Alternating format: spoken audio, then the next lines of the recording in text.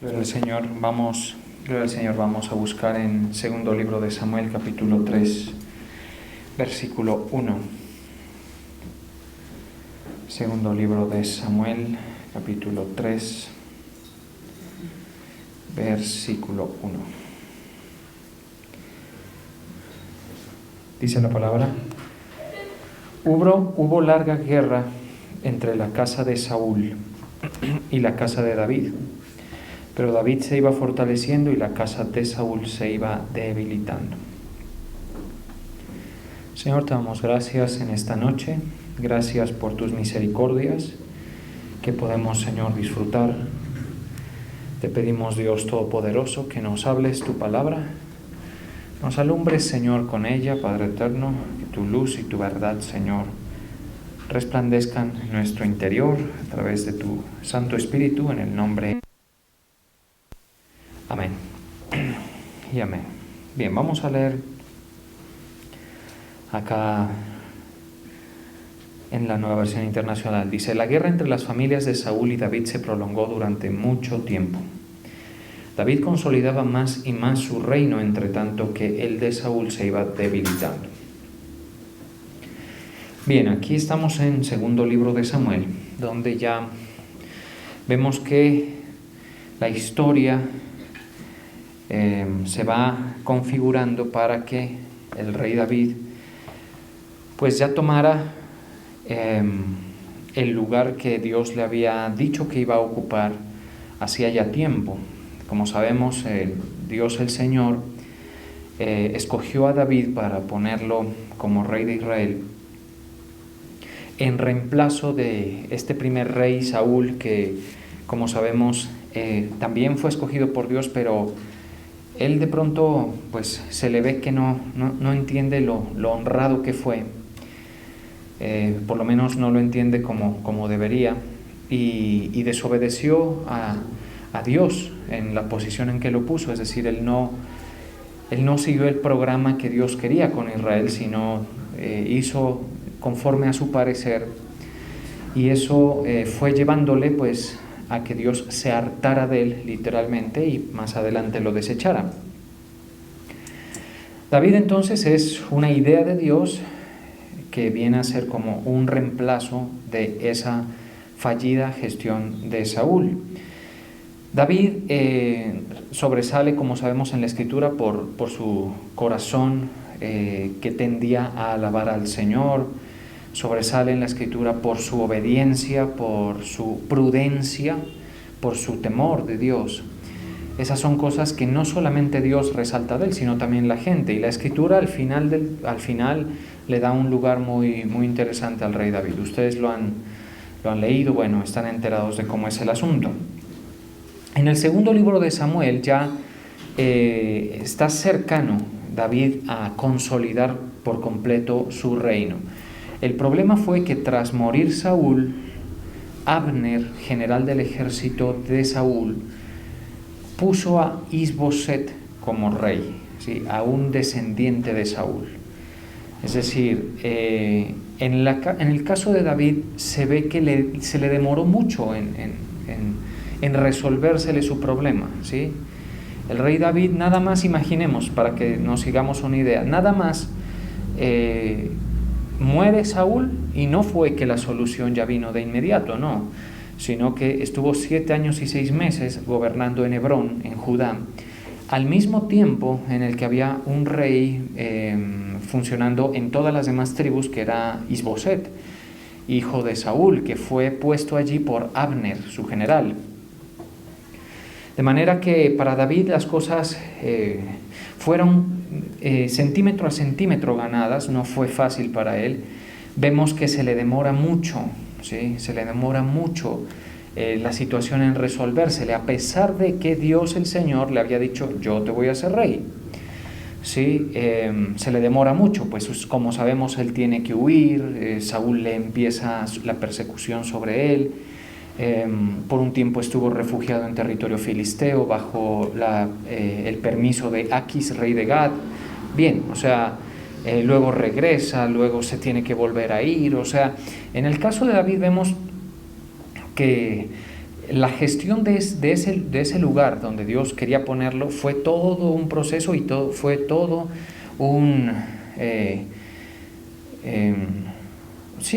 secuencia de eventos, podemos decir y aceptar que fueron de tortura prácticamente para él. La huida, las situaciones de riesgo que tuvo que enfrentar, en fin, cualquier cantidad de cosas.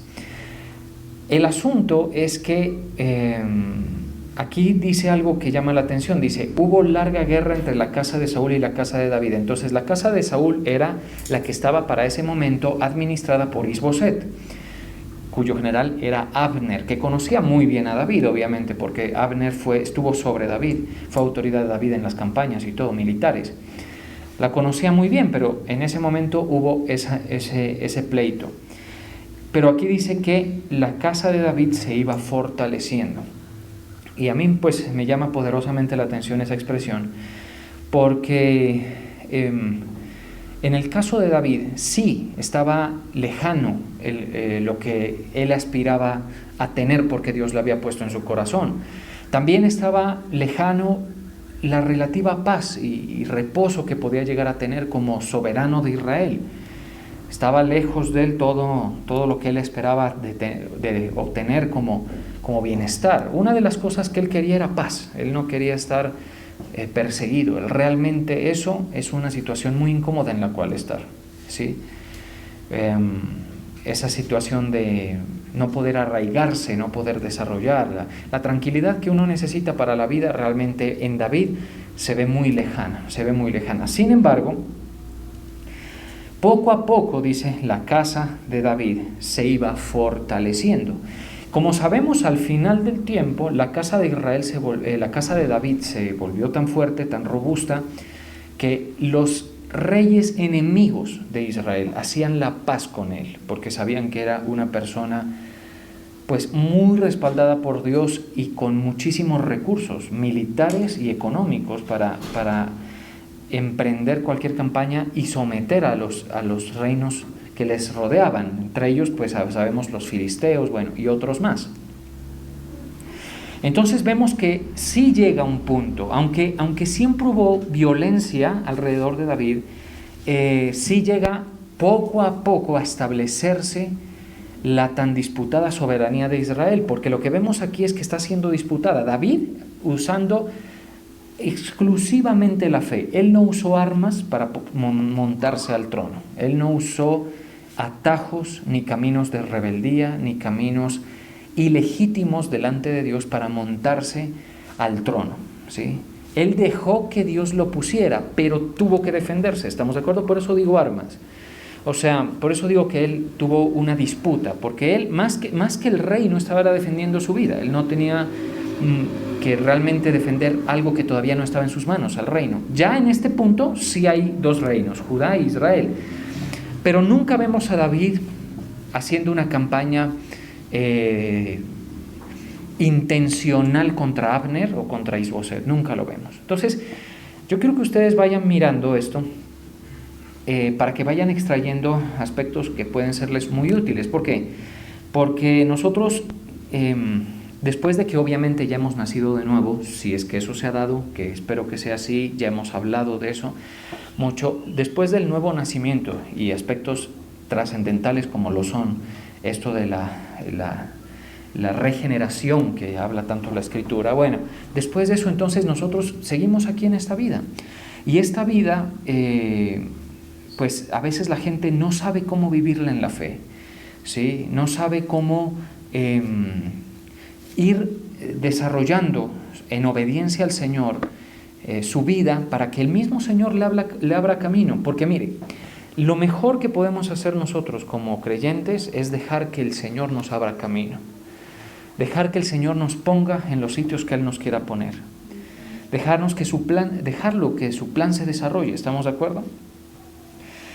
No le toma mucho tiempo darse cuenta a uno cuando es honestamente, o sea, es intelectualmente honesto. No le demora mucho tiempo en darse cuenta de que uno, si se fatiga mucho por las cosas, a veces se le escapan. ¿Estamos de acuerdo?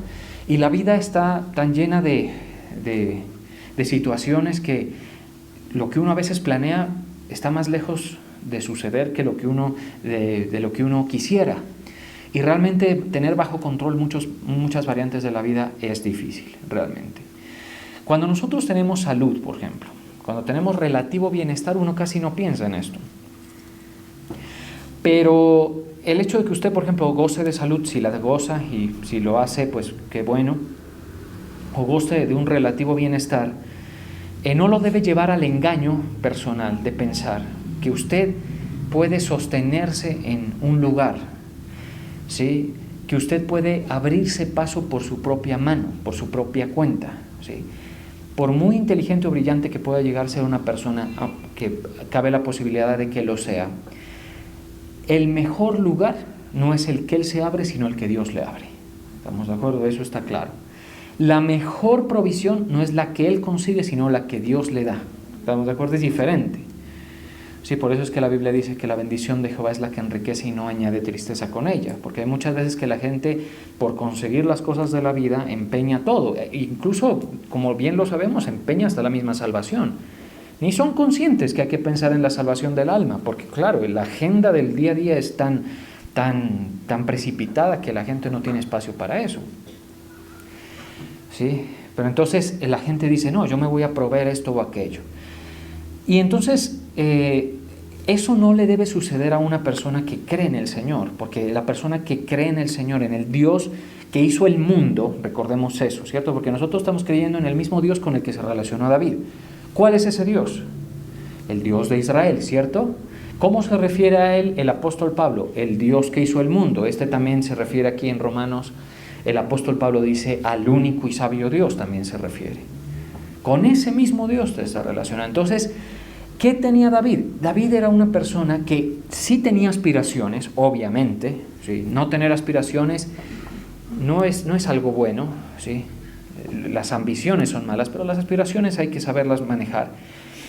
Pero David tenía una forma de practicar su fe que lo llevaba mucho a la dependencia del Señor y a buscar agradarlo al Señor. De tal manera que él sabía que era el Dios mismo el que podía abrirle o cerrarle una puerta, que él no podía intervenir en aspectos que al parecer estaban dentro de su control, ¿sí? Para lograr con eso, escúcheme bien, para lograr con eso consolidación, o sea, no sé si esa palabra puede así decirse, pues, ¿no? Para lograr con eso un establecimiento firme, seguro. Porque cuando uno avanza en las cosas con el Señor, una vez suceden, de ahí no lo mueve nadie a uno. Es decir, cuando Dios lo bendice a uno, esa bendición no se la quita a nadie. Cuando Dios le da una provisión, esa no se la quita a nadie. ¿Estamos de acuerdo? No es lo mismo lo que la gente vive. La gente vive, por ejemplo, de contratos. Ahora que andamos todo en temas políticos, vemos que la gente procura conseguir favores, esto, aquello. Y a veces dependen de lo que diga un hombre. Y yo considero honestamente, y yo sé que hay gente entre ustedes que ha tenido que someterse a ese sistema, porque hasta ese sistema, ¿sí?, está tan amalgamado en la sociedad, pues que la gente dice es que no hay otra manera, ¿sí? Pero nosotros tenemos que tratar de ver lo que hay detrás, y es que el Señor es más fuerte que el político que me hace el favor, ¿estamos de acuerdo? Es más capaz que el jefe que me sostiene, es más capaz que el negocio bajo el cual estoy, el jefe o esto o aquello. Es más, y que nuestra relación con Él, esa sí puede hacer una diferencia grande en los procesos de la vida, porque aquí vemos es un proceso largo. Dice que hubo larga guerra entre la casa de Saúl y la casa de David. Cuando Dios está respaldando a alguien, cuando esa persona está en una posición en la que pueda ser respaldado por Dios, es muy normal que la gente vaya fortaleciéndose, vaya aumentando o robusteciendo todo lo que necesita para su posición, para estar bien, ¿sí? Y cuando no se teme a Dios, cuando se desagrada al Señor, puede suceder todo lo contrario. ¿Estamos de acuerdo? Puede suceder todo lo opuesto. Que lo que queremos se nos va, que lo que pensamos que está bajo nuestro control no lo está, que nos suceden cosas que no pensábamos, y que además de eso se experimenta es como el desamparo del Señor, ¿Estamos de acuerdo? Entonces, lo primero para estar en esa relación, como sabemos, es estar en la gracia de nuestro Señor Jesucristo. Eso se consigue cuando tú ya eres consciente de que eres un pecador, que necesita ser perdonado sus pecados y que alguien pague por ellos más que perdonados. Porque el Señor no, o sea, Dios en su justicia no es que haga esto, lo siguiente, no es que dice, te perdono tus pecados y listo, no, sino que dice, alguien tiene que pagar por eso, por la justicia de Dios. ¿Estamos de acuerdo? Por las mentiras que decimos, por los malos pensamientos que tenemos, por el egoísmo, la envidia que practicamos, por las fornicaciones, por los adulterios, por las mentiras, por los hurtos, eso ahí sí, de todo, por los abortos ahora, por los vicios, por todo eso. Cuando tú recibes al Señor Jesucristo, lo que estás recibiendo es su sustitución, y al recibirla, esa sustitución, tú estás diciendo, yo necesito, la recibo, y entonces Él pagó esos pecados, esos tuyos, los que estás cometiendo, los que cometiste ayer, hoy, y los que vas a cometer mañana y en adelante, porque seguimos pecando. No intencionalmente, valga la aclaración. Entonces, ese es el primer paso para estar en la gracia del Señor, ¿sí? Si ya una persona está allí, entonces ahí coge de David lo que él hacía. ¿Qué hacía David para que su situación, en lugar de írsele embolatando la bendición, él la tuviera cada vez más asegurada? Porque cuando tú has agradado al Señor, has obedecido a la fe, escucha bien esto, el Señor te da una bendición que nadie te va a poder quitar, ¿sí? ¿Estamos de acuerdo? El Señor te puede poner en un lugar que nadie más te va a poder disputar ese lugar. Aunque en cierto tiempo no sea tuyo, aunque en cierto tiempo esté lejos de ti, ¿sí? Así funciona el asunto. O sea, aquí no se trata de que yo les diga, no, que con el Señor hay una garantía de que no te vas a llevar sorpresas. Se las lleva uno. Imaginemos nada más lo que le pasó a David con tantas situaciones. Sí, él estaba realmente, él ya no sabía. Hay un pasaje que dice, voy a esperar a ver qué va a hacer Dios conmigo. Pero allí había dependencia. Había una reverencia al Señor, un temor reverente, mucha atención a esa expresión, un temor reverente que hizo que esto se vaya dando, es decir, que se vaya fortaleciendo. Sí. Todos buscamos estar mejor de lo que estamos, eso es claro. Todos necesitamos a veces estar mejor de lo que estamos. Cuando uno tiene hijos, por ejemplo, uno se da cuenta que uno necesita más, ¿sí?, de lo que probablemente tiene. Muchos de ustedes dicen, yo quiero esta meta, yo quiero lograr esto. Eso que tú piensas o tienes en tu mente no necesariamente está mal, aunque tampoco necesariamente está bien, hay que aclararlo, ¿sí? Muchas veces la gente vive persiguiendo cosas que obviamente Dios no va a bendecir, pero hagamos de cuenta que son aspiraciones completamente legítimas, ¿sí? Como por ejemplo la paz, ¿sí? Tener paz es un regalo, ¿sí? Por ejemplo, estar tranquilo respecto a la parte económica es una bendición, pienso yo. Por ejemplo, estar tranquilo en relación a que nadie te va a desalojar de tu casa, pongamos un ejemplo, ¿sí? Estar viviendo en un país que goce de paz, que es algo que vemos que está tan en peligro, ¿no?, en estos tiempos. Es difícil, ¿sí? Digamos que nadie puede decir esa es una aspiración negativa, no, eso es lo mínimo, ¿sí? Tener buscar la paz en nuestra vida, ¿sí? Pues si esa puede ser una aspiración, eso se puede conseguir si nosotros obedecemos al Señor, si nosotros le seguimos y si nosotros aprendemos a relacionarnos con Él de la manera en que David se relacionó con Él. ¿Qué es cómo? Mire, por un lado, temiéndole reverentemente, temor reverente al Señor, ¿sí? Por otro lado, un corazón muy inclinado a la adoración, al reconocimiento, a la alabanza al Señor. Eso también debe ser, porque es que si tú no agradeces lo que tienes hoy y tú no reconoces a Dios hoy, No esperes que Él te arregle muchas cosas en tu vida, te ayude, te fortalezca y tú lo vayas a reconocer. Olvídate, no funciona así. Uno al Señor lo reconoce ahí donde está. Cuando está afligido, cuando está necesitado, cuando está en lo pequeño, en lo poco, ahí uno lo reconoce al Señor. Al verdadero hombre o mujer de fe, Dios puede darle o quitarle y Él está allí. ¿Estamos de acuerdo? Así funciona el asunto. Puede tener mucho, puede tener poco, pero allí está con un temor reverente al Señor. O sea, no espere que Dios bendiga al quejumbroso, al que tiene mala actitud. Nosotros tendemos a ser así. Pues si eso te está sucediendo, pues tienes que saber que esa no es una forma correcta de relacionarte con el Señor. Entonces, no. ¿Qué era que tenía David?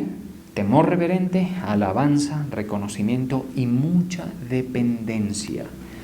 Él dejaba que el Señor se encargue de cosas que él no podía, pero que tenía ganas de modificar, ¿sí? Él dejaba que Dios se encargue. Él dejaba. Nosotros en nuestro caso debemos, por ejemplo, aprender a orar y a pedirle a Dios actuar sobre las circunstancias y dejar que el Señor obre como Él quiera en los tiempos que Él quiera. Eso pone a prueba mucho la fe. Mucha gente está desanimada, como sin fuerzas, como confundida, es porque no han entendido que están en un proceso, ¿sí?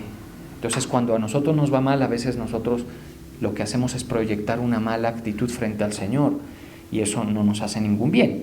No, lo contrario, es reconocer al Señor, temerle, ¿sí? Tenerlo presente.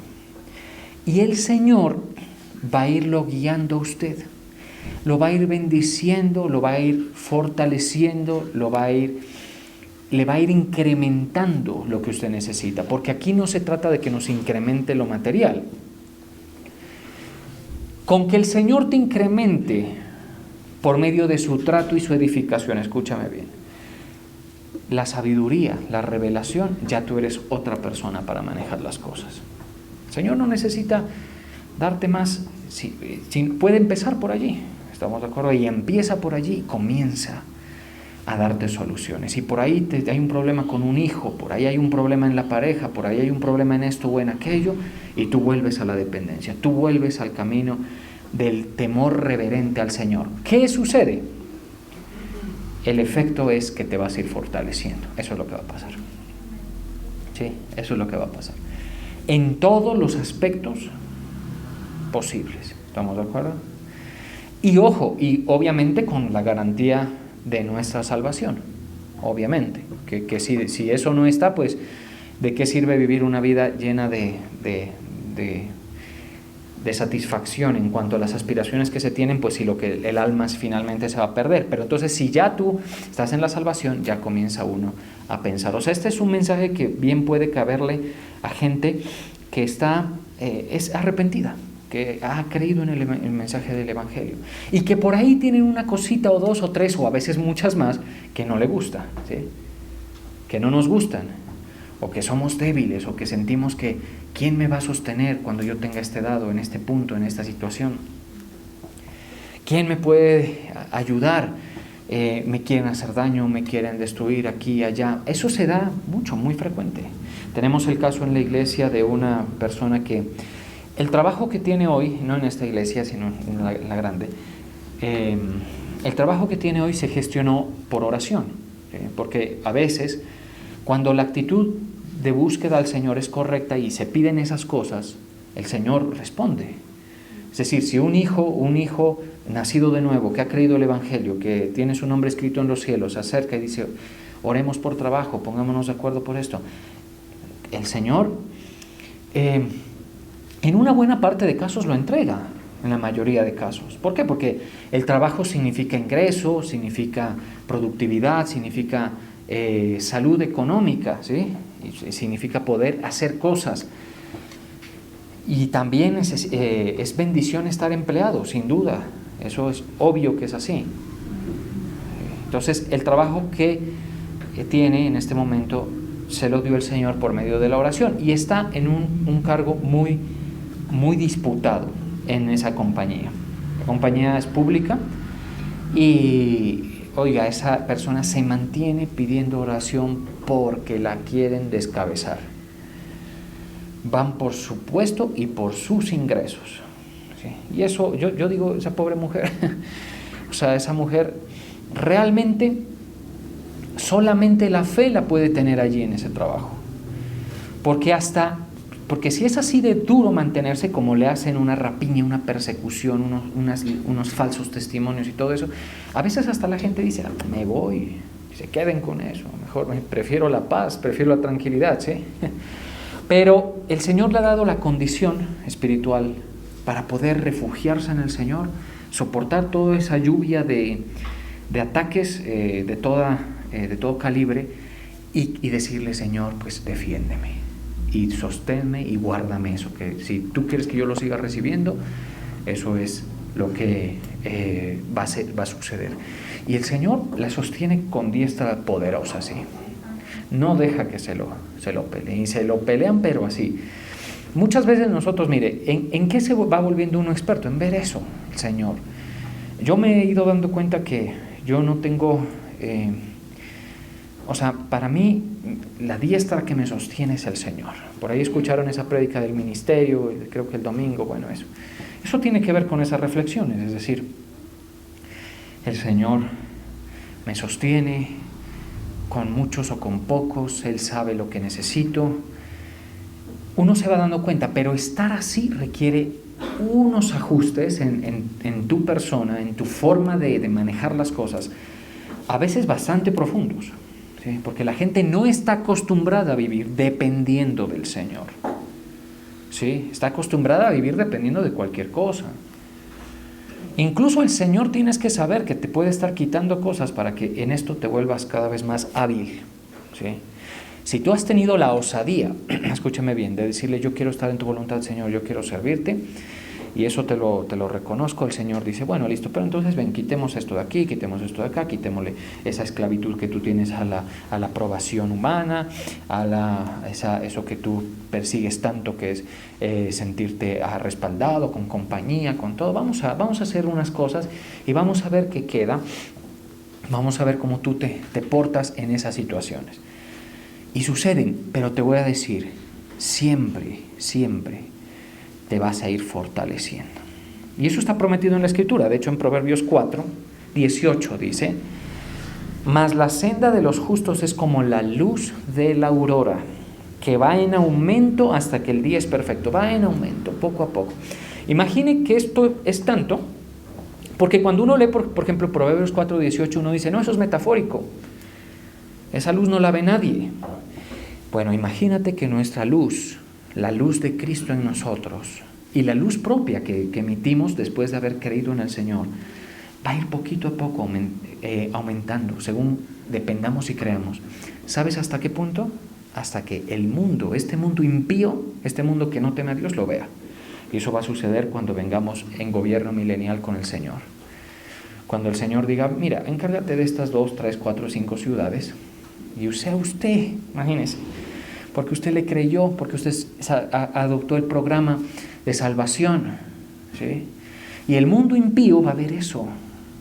O sea, la luz del cristiano, después de que nace de nuevo, va a ir en un aumento de tal magnitud que luego ya no va a haber quien la pueda pagar. Ahorita nosotros ahí estamos, la gente dice, ¿y estos qué? No se les ve que les sirve para nada eso que hacen. Si tú estás en ese punto, no te dejes confundir.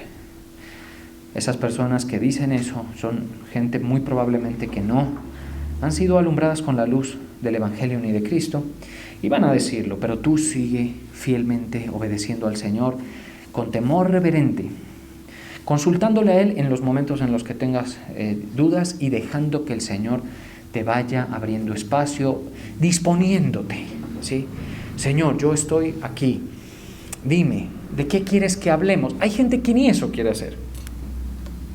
Porque es que, por ejemplo, que ustedes vengan aquí y que se les dé un mensaje, por ejemplo, como estuvimos dando hace unos días de la materia vivificada y de la resurrección de los muertos y todo eso, y ustedes vengan aquí y aguantarse eso, es porque han dicho, Señor, dime, ¿de qué quieres que hablemos? Y el Señor no te va a llegar, mira que no, que los arriendos han subido, ¿no? Cómo está difícil, ¿no? No, mira que esto, no, el Señor, Él eso maneja eso así. El Señor maneja eso. Él una vez le dijo a Pedro, mira que el impuesto. Le dijo, bueno, vas a ir allá, vas a pescar 2 peces, un pececito y vas a encontrar lo tuyo y lo mío. Paga lo tuyo, pagas lo mío, me haces el favor. El impuesto, ¿sí?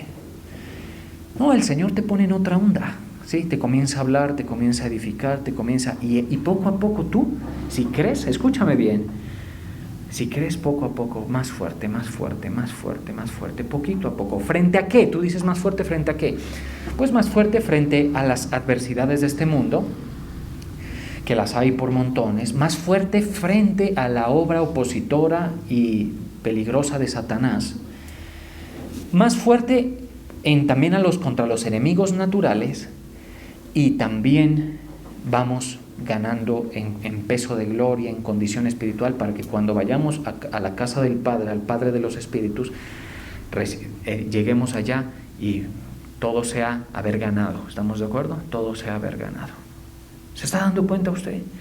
Pero eso es poca gente lo entiende, el proceso muy poca gente lo entiende. La gente se fatiga mucho porque no tiene, porque ve que este consiguió, porque ve que este otro consiguió. Ellos no viven en su momento y se humillan delante del Señor. Y eso David sí lo supo hacer. David supo vivir su momento. A ti te corresponde saber vivir tu momento, saber agachar la cabeza y fortalecerte en el Señor. Mire que eso es una de las cosas que hizo David. Si me permiten, aquí voy a citar un verso que tiene que ver con eso, porque, a ver si lo ubico, sí, en 1 de Samuel 26:9 está eso. Perdón. En 1 de Samuel 36, 1 de Samuel 36. Bueno, les contextualizo. David estaba viviendo en una ciudad que se llamaba Siclag, asignada por Aquis, rey de Gad. Le permitió vivir allí porque estaba huyendo de Saúl. Bueno, en fin, esa es la historia. Junto con él le acompañaban unos hombres que hicieron familia, hicieron sus vidas alrededor de David. Ocuparon esa ciudad y los amalecitas se las quemaron, se las destruyeron y se llevaron a sus mujeres. Los hombres que acompañaban a David hablaron de apedrearlo. Sí, o sea, las compañías de David eran bien peligrosas. Ahí está Joab, Asael, Abisai, estos hijos de Sarbia que eran peligrosísimos. Esos David porque era un líder, pero esos eran peligrosos. Bueno, hablaron de apedrearlo a raíz de eso. Y mire lo que hizo él en 1 Samuel 36. Y David se angustió mucho porque el pueblo hablaba de apedrearlo. Pues todo el pueblo estaba en amargura de alma, cada uno por sus hijos y por sus hijas. Mas David se fortaleció en Jehová su Dios. Y ahí es donde vemos nosotros, por ejemplo, ¿y cómo lo hizo? Pues ve y lee los salmos, ¿sí?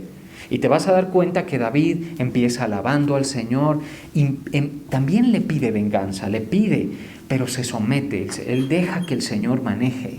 Él no es una persona precipitada. Entonces yo pienso que cuando vemos a un cristiano que es heredero de la salvación, le va a suceder, si cree en el Evangelio y se somete al programa del Señor, le va a suceder que se va a ir fortaleciendo. Cuando uno, por ejemplo, habla con gente que tiene su trayectoria en esto, se da cuenta, poco a poco el Señor. Lo que no tienes hoy, de pronto lo tengas mañana. De pronto no tengas eso, sino algo mejor. ¿Estamos de acuerdo? De pronto Dios no permita que tengas ciertas cosas porque no te hacen nada bien al alma, pero vas a ir poco a poco fortaleciéndose. Y esto yo lo creo para mi vida y quiero que ustedes lo crean para la suya. Creo que les haría muy bien ver un poquito esto como mentalidad de maratón. Si el Señor viene en este o en el próximo, o en 10 o en 20 años, maravilloso, gloria al Señor. Si eso sucede, pues no, ahí sí, pues ya te digo yo que...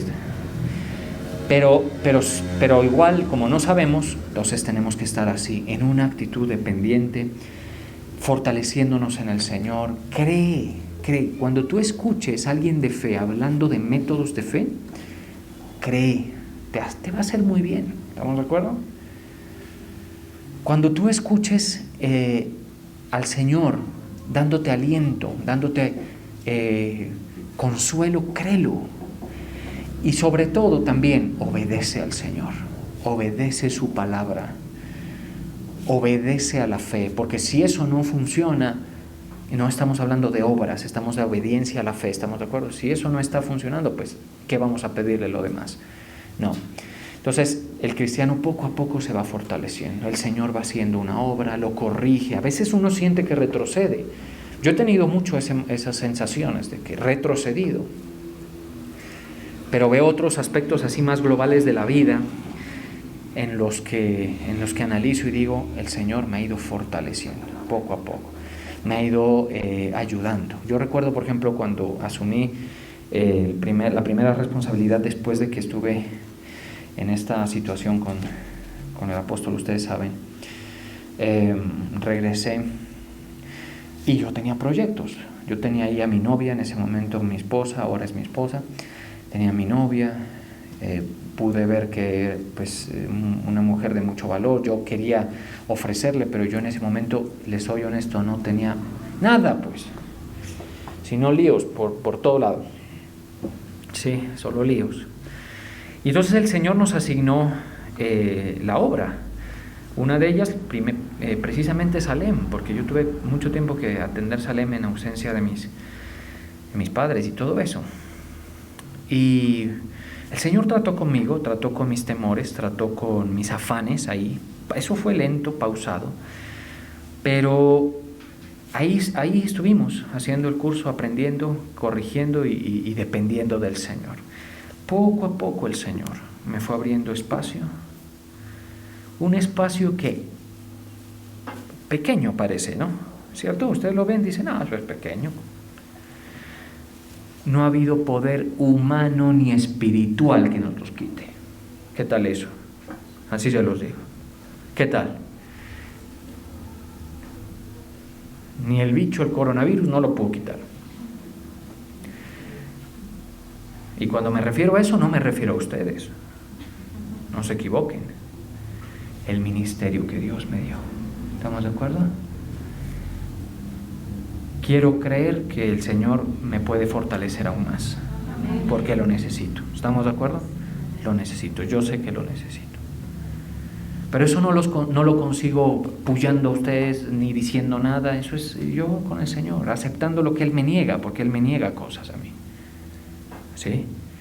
Y viviendo en los tiempos, y manejando mis tiempos, lo que he tenido que vivir, y el Señor, y poco a poco uno va viendo una tendencia a fortalecimiento, mientras que los impíos, te voy a decir para dónde van, poco a poco. ¿Estamos de acuerdo? Hasta que sus pérdidas sean tan grandes que estén en la llama de fuego del infierno. Así es la cosa. Vamos a orar.